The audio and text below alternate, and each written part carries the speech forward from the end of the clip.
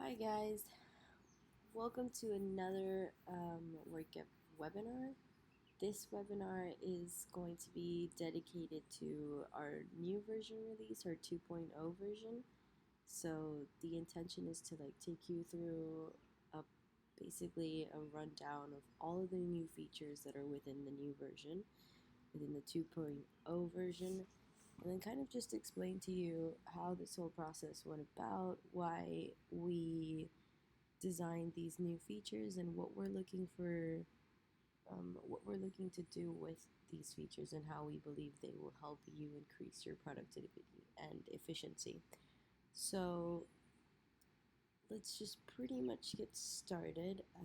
Sign in is same as it has always been with Google. That hasn't really much changed. Our Google integration is pretty much seamless as always. What has changed is this whole UX design of the platform. So as some of you have already seen, those of you who have been using the platform for some time now, you've probably seen that the whole design of the platform has just basically 180.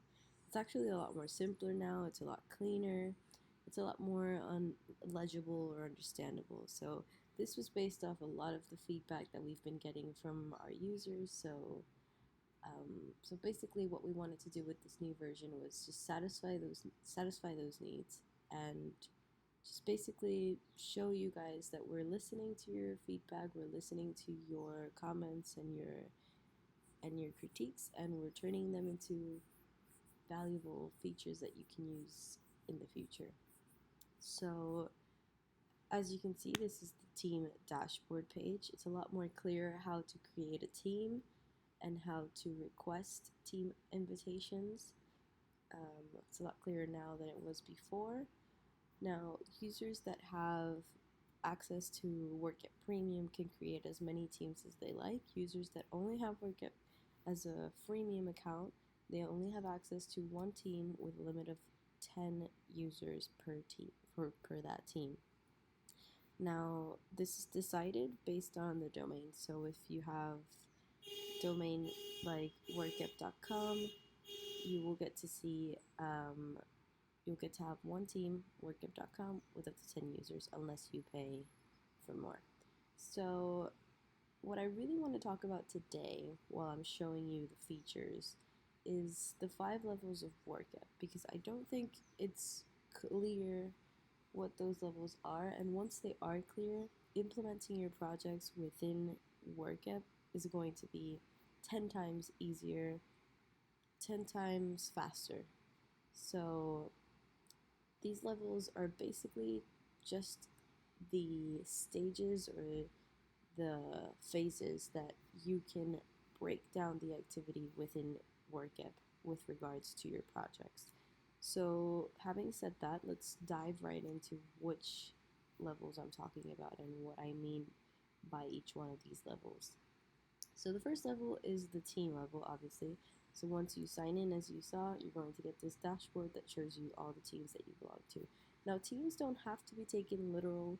It doesn't mean that a team has to be like a department, like the marketing department, the sales department, the development department.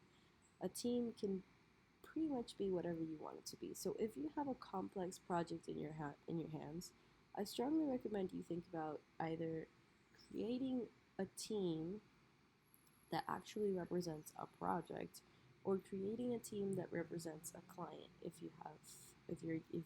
you're a company that has many clients and many projects attached to each of those clients. So my advice or my tip of the day would be, so if these projects are complex or require a high level of work breakdown, I suggest you take those projects to the higher level, which is the team level, and then you break it down from there. But let's just assume that this is just a basic project. Let's go into pretty much what would be my team here at Workep, my Workep sales team. So from the get-go, you can already see that we've changed the weekly tasks feature. So now it's a lot clearer and a lot more comprehensive. It encompasses a lot of the missing pieces that the old version had. So now this weekly task tab can it was pretty much created to serve as an agenda for you. So as you can see, you have the same outlook as the weekly task tab, which was today, tomorrow, upcoming, and expired. However, now you will also be able to create new tasks within this section, allowing you to create tasks that are not necessarily linked or connected to any project. So this is going to serve as like your daily task checklist that, doesn't have to be linked to any project or anything in particular. This is just you, personal, and yeah, anything that comes to mind with regards to task at the workplace. So now task will work the same way as they always work. We have this ticket system where you have the description, you assign a member, deadlines, time tracker, and the whole gist, the whole enchilada. So we wanted to keep things as simple as possible because that's what Workep was built on, simplicity and user-friendliness. So this whole ticket system has stayed the same. What hasn't stayed the same are the subtasks, but I'll talk about the subtasks a little later on.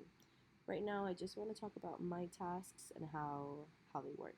So if I had any tasks due today, which I do, I just don't have them in this team. If I had any tasks due today, I would get them up. It would appear here on my little sun of today. They would appear right here as a list.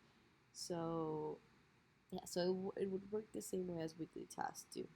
Now check out this little box right here that says calendar. So we've always had a Google Calendar integration, but we've never had it so precise and so seamless as we have it right now. So if Workep identifies that you have a meeting during the day, during that specific day, it'll give you the direct links to that meeting within your My Tasks. So, for example, I have a meeting here at 2. I can just quickly access it in this little arrow right here, and it'll take me directly to the Google Meets meeting. So that's cool. That's new. Something else that isn't as well new is this little live stream right here. This allows me to see absolutely everything that has been changing across the board within all my projects, within all within my specific team, the one that I'm in right now. I'll be able to see all of my activity. So this is really useful when something happens within the team and I lose information or something or some section gets lost or a task gets lost, anything like that. You can easily retrieve your steps through the live stream. So this would be available per project, and it's also available for all projects. So the My Task is for all projects, all information regarding the team, and then each individual project will have its own live stream, just to keep things a little bit more organized. And again, the whole idea of Workep is to keep things simple, keep things user-friendly, and most importantly, to centralize all the information, just to keep everything in one manageable and easy-use workspace. So another cool new feature is other teams' tasks. So if you belong to many teams, as I do, you'll get this section here that says other teams tasks, where you'll get the name of the team that you belong to, and then the tasks that you have assigned to you with regards to each of those teams. So again, centralizing the information just so you see it in one clear picture, one place. So this is also very, very new. Now, let's go ahead and go into My Teams, because My Teams has also changed a little bit. So notice that active projects and team projects have changed, like the outlook of it or the user experience of it. Now, we used to call active projects My Projects. Now they're called active projects, and but they still have the same purpose, and they're still pretty much the same thing as My Projects. So just repeating what has been said before, My Projects are all projects that you belong to, or that you have created, or that you have been invited to. team projects are all projects where you are not a member of, or where you have not been invited to join, or where you have nothing to do with that project. For example, this one. As you can see, my little picture is not here because I'm not in that project. So I won't have access to it. I have to request access to that project so that I can see it and so that it appears within my private projects. Here you have archive projects. So archive projects can be created when, let's say, we've done a project and we finished it and we don't want to get rid of it, but we want to keep it safe, so we can archive those projects, and all of the archive projects would appear here. So I hope that's clear. Within the members tab, huge changes have happened here. So now to add members, you can just simply go here where it says add members, write the email, click add, and then boom, the person is going to appear here. Now you can go and access a person's or a member's profile by clicking on them. Let me go back and show you. So now everybody within the team is going to have their own profile. So that's completely new as well. You go into that person, for example, this is Catherine. This is Catherine's profile. You go in and you see, okay, so within the team, these are Catherine's projects. This is Catherine's recent activity. These are the teams that she belongs to. And then I can go in for an in-depth task analysis, basically, of what she's been doing throughout the week and the weekends. So the same would go with the notifications. So another feedback that we've been getting from users is this: how do we turn off notifications? So you now have a full dashboard of notifications.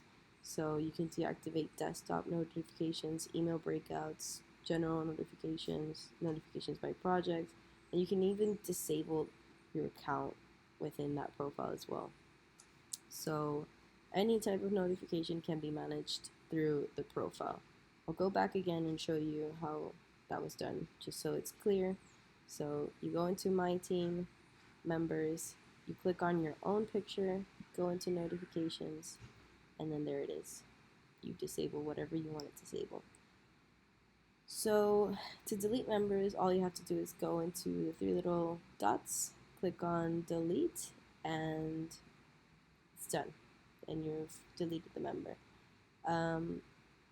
Now I'll talk a little bit about roles when we go into each project, but for now, we have owners, admins, and members. Owners are people who, own the team. Admins are people who can administer the team, who can see the configurations or the settings of the project.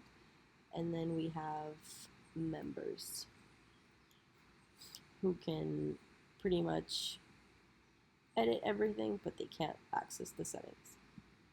So settings are pretty much the same as they've always been. We have the super admins, which are pretty much the same as admins. These are people who can access the settings of the platform. They can access the organizational data. So once you export organization data, you're going to get a Google Sheets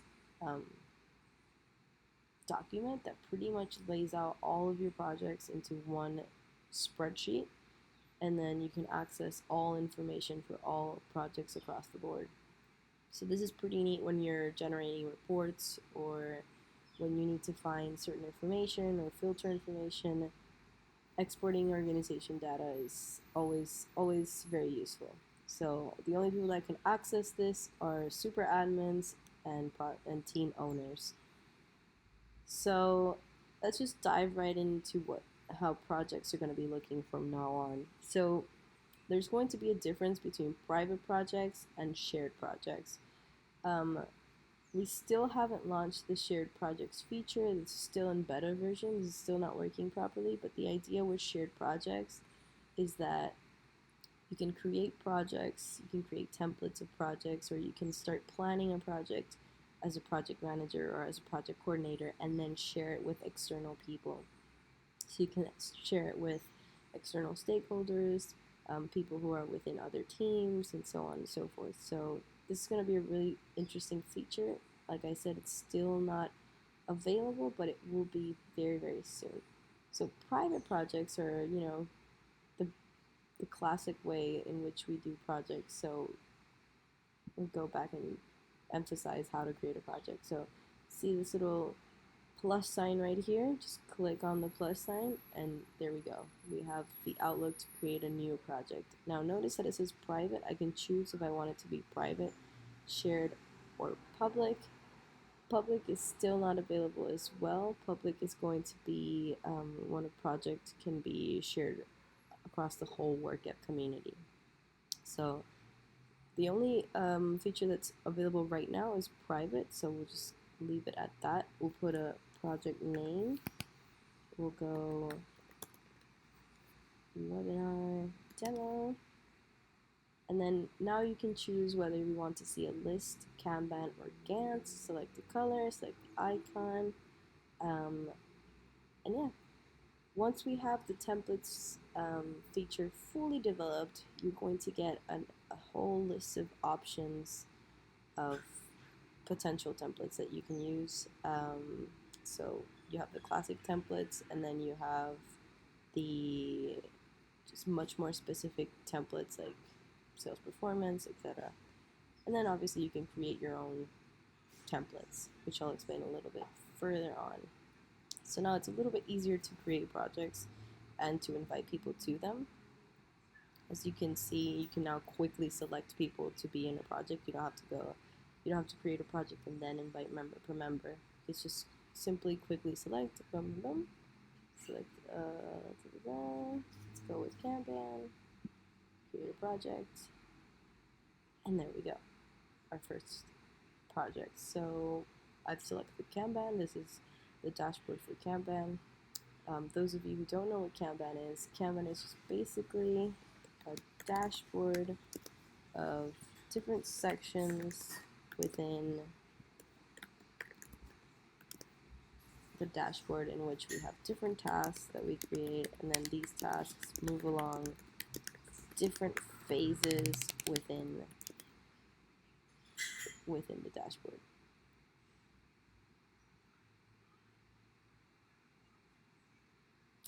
So I'm going to create just a few tasks here. Now, as you can see, creating tasks is very simple, very straightforward, very easy to do. You just move them across the board. Now, something to keep in mind is the type of project that you have in your hands. So if you have a short-term project, I strongly suggest you use Kanban, because this allows you to do quick planning. This allows you to do, just go, okay, so I want this for today, I want this for tomorrow. So this is more agile type of processes. It's not meant to be complex, it's not meant to be specific or anything like that. This is just something that's much more lean, much more agile. Now,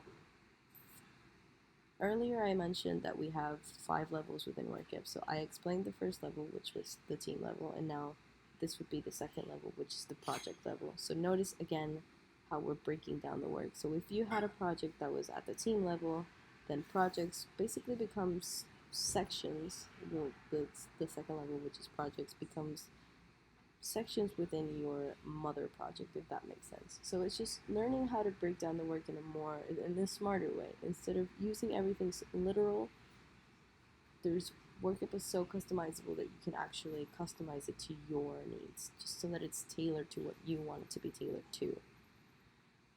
So going back into the Kanban view, so this is short term. So this is basically when we have software development type of projects, when we have marketing projects, or anything that requires short-term planning. But when we have long-term planning, when we're in the telecommunications industry, when we are in the construction industry, then we have a lot of complex projects in our hands. Therefore, we have long-term type of projects in our hands.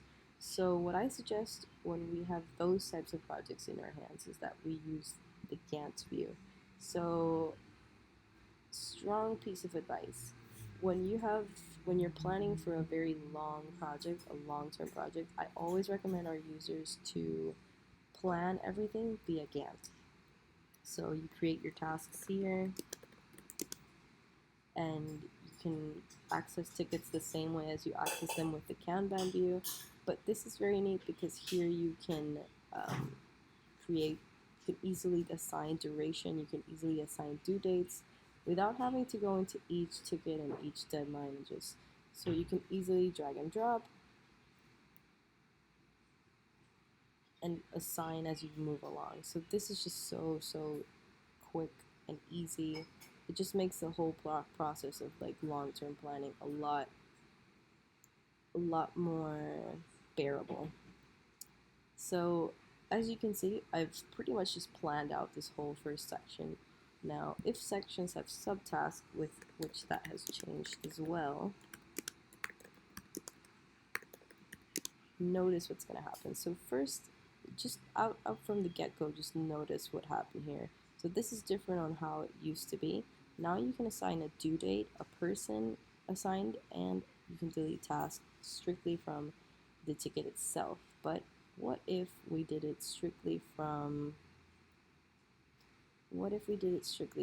the Gantt chart? So notice that now I can toggle subtasks and view them within the Gantt chart. This is so useful because now I can assign due dates to my subtasks, I can assign duration to my subtasks, and most importantly, view it within the Gantt chart, which is awesome, I think.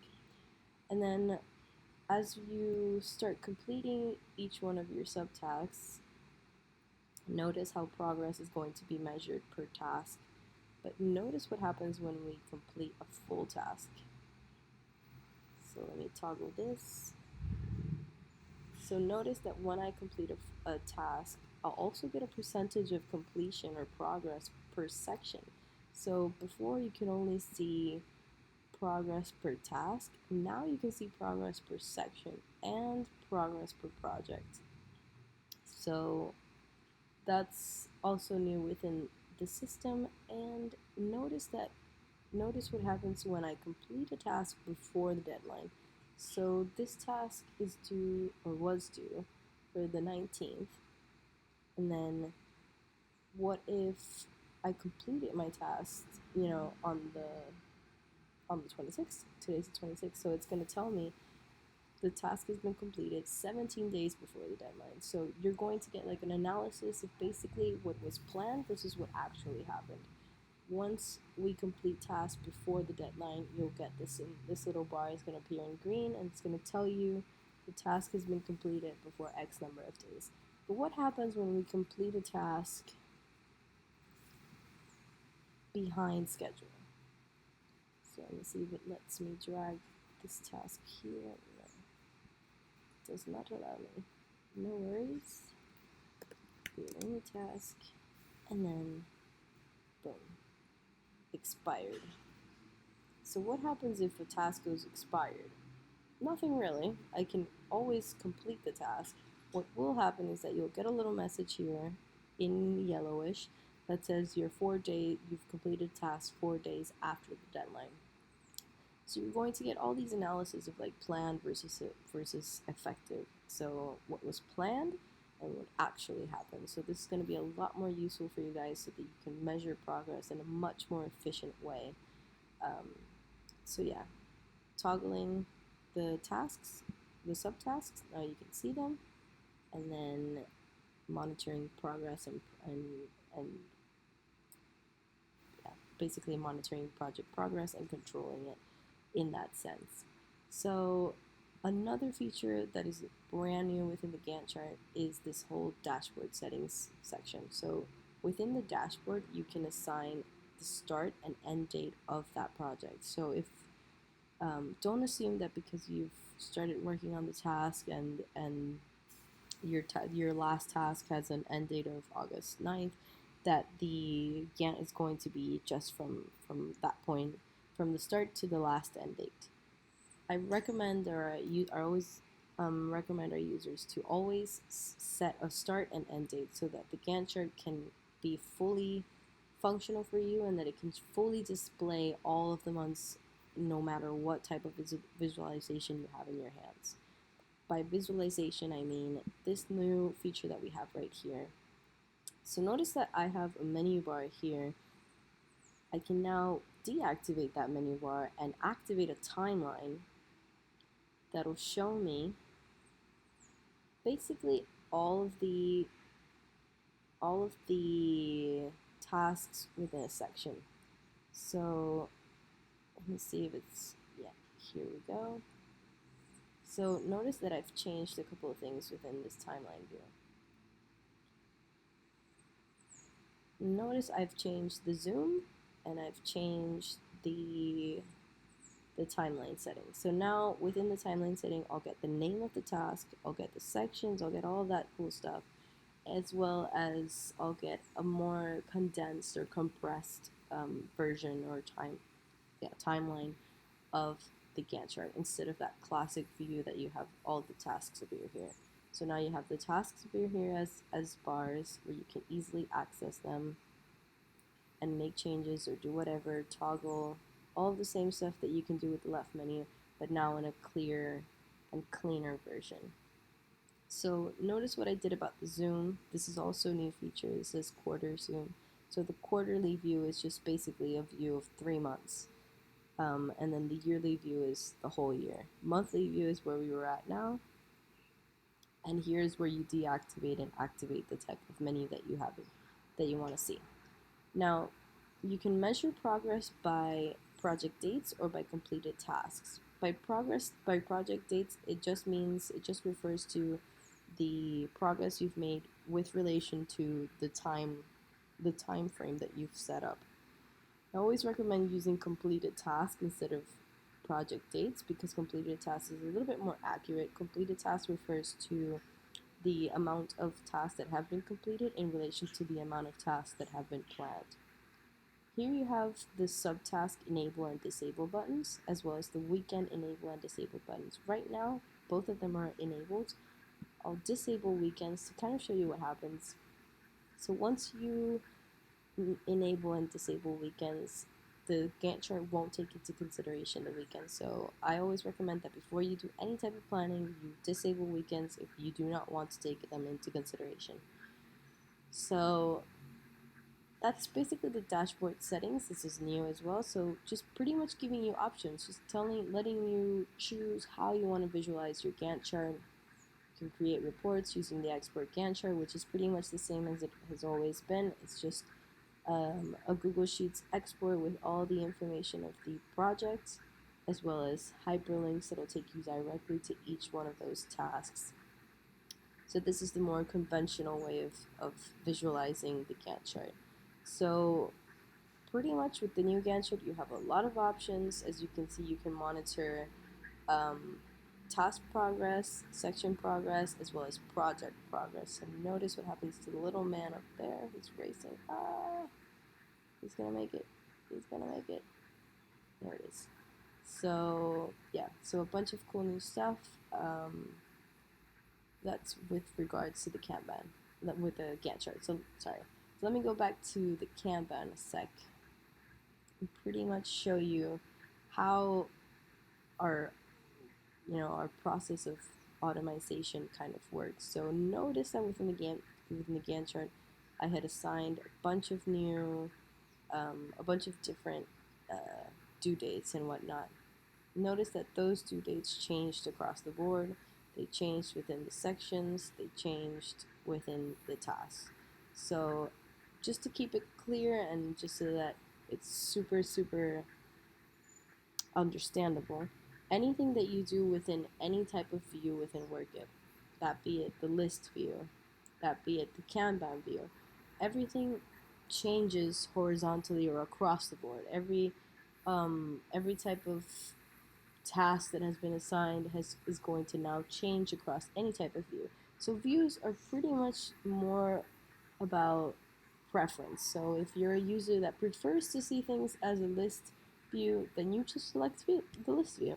If you're a user that prefers to use the Gantt chart because you prefer to see things in a schedule, then you can just simply change that. So the cool thing about Workep is that it's completely customizable to your needs, not just the team's needs, just to your needs as an individual, as an integral partner or member of a team. We want to satisfy your needs as well as the team's needs, just so that everybody's collaborating in a fun and user-friendly environment and workspace.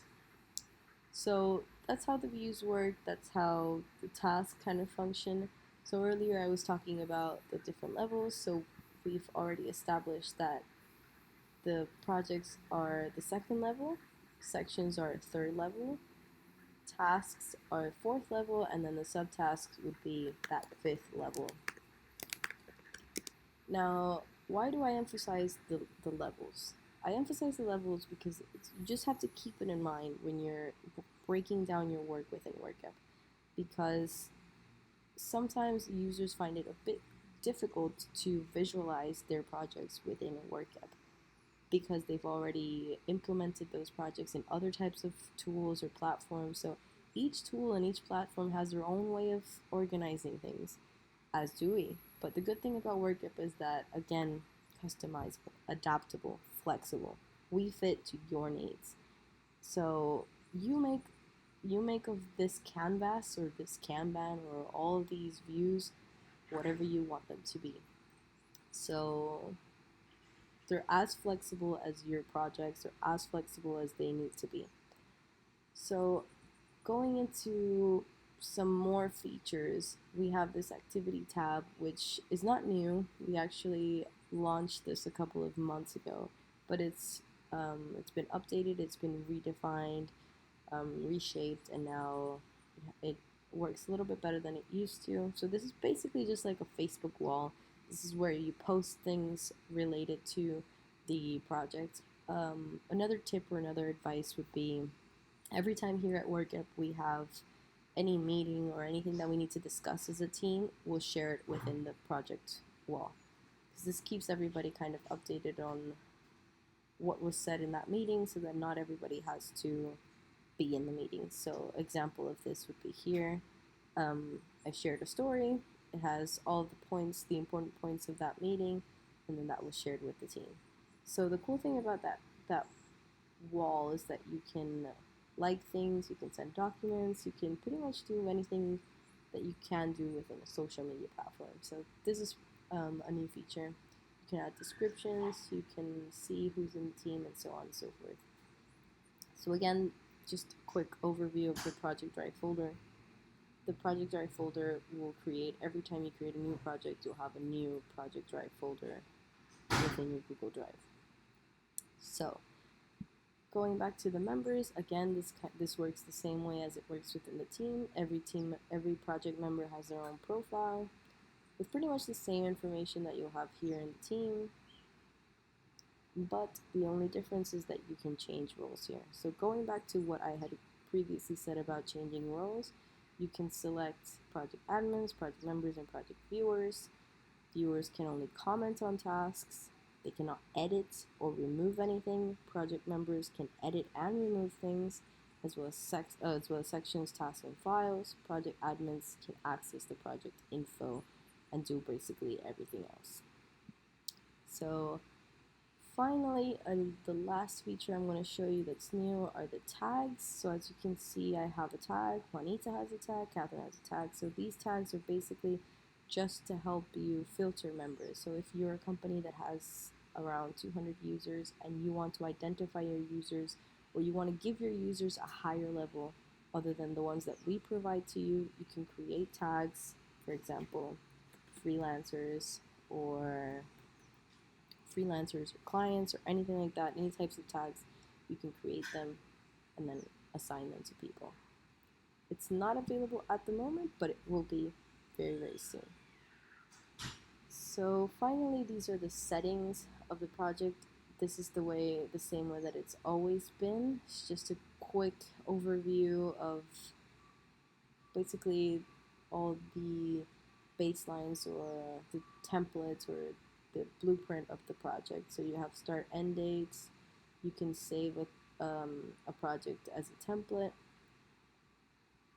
So saving projects as a template is very useful when you're a type of company that your projects are pretty much the same across the board. Like your projects do not change, the phases within the project do not change. So I strongly recommend that you create a mother template in which you'll base off all your projects out of that template. And then every time you create a new project, all you have to do is go into the templates tab section, select that template, and you're good to go. So again, trying to make things a little easier for you guys, a little quicker and smarter at the same time. So any other feature that we have within the platform is pretty much the same as it has always been. We have the filters, we have our Google integration, um, where you can quickly access all Google apps within the Workep platform. And finally, we have our notifications. So that's pretty much it. If you have any specific questions within the YouTube channel, we have the chat where you can answer anything. Where you can ask anything and we'll answer. So I'll take a little time for you to ask your questions, and I'll answer them.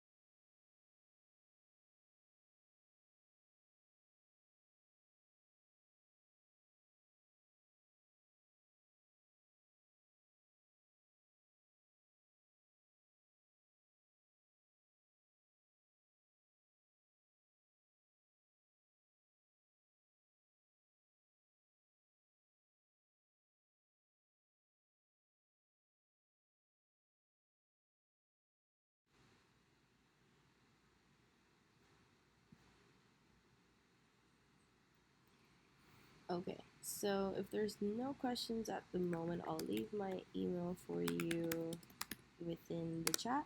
You can contact me if you have any questions.